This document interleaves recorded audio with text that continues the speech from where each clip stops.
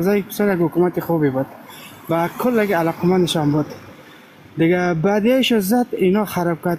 حالا طالب که حکومتش فعلا البته یعنی غلط واردش نکنی از قوم پشت زمان ما خراب کرده.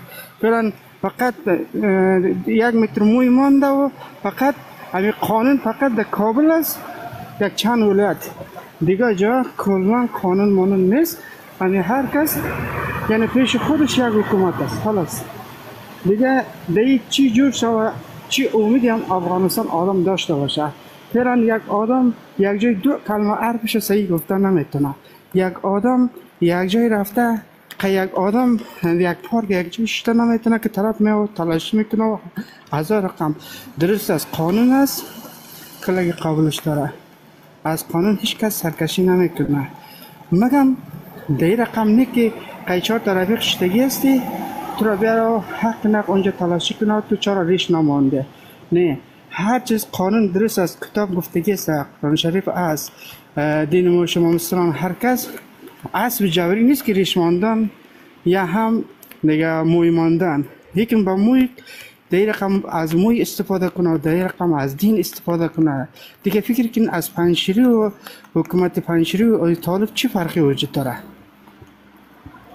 فعلا سیکت اطرافه البته شباد شمال اطرافش فعلا دوزی میشه میری بازخواست نمیشه. میگه خود تفنگ بگه، خود تفنگ بخر. وقتی که تفنگ بخره به دولت چی رفتی داره؟ چی لیازی داره به دولت؟ چرا از دولت پشتیبانی بکنه؟ درست است نه؟ البته اشتباه نمیگم دیگه. باوریتا میگم که اینی اگر واقعا کل یک بدری باشه ای تو بگی که ما پشتون حکومت میکنیم ما بگیم وزبک حکومت میکنیم، یعنی ایره برای تو بگیم که هیچ قوم تنهی اگر 100 سال هم تیر شود تنهایی حکومت کردن نمیتونه. امی حالا حکومت اگر بگی که تنهایی است امی حالا نصفش البته شبات شمال ما مردم وجود داریم. البته دیره خودت بهتر میدونه از قوم وزبک.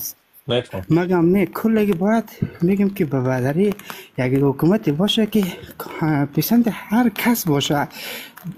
درست است الان قوم پنجشیری ما البته قوم تاجیک نمیگم چون که تاجیک ما این کار هرگز نکرده. تنها قوم پنجشیری ما این کار کرد که اینمی پکل او طرف من نامش کار بود کرد با این حکومت در این حالت رسید.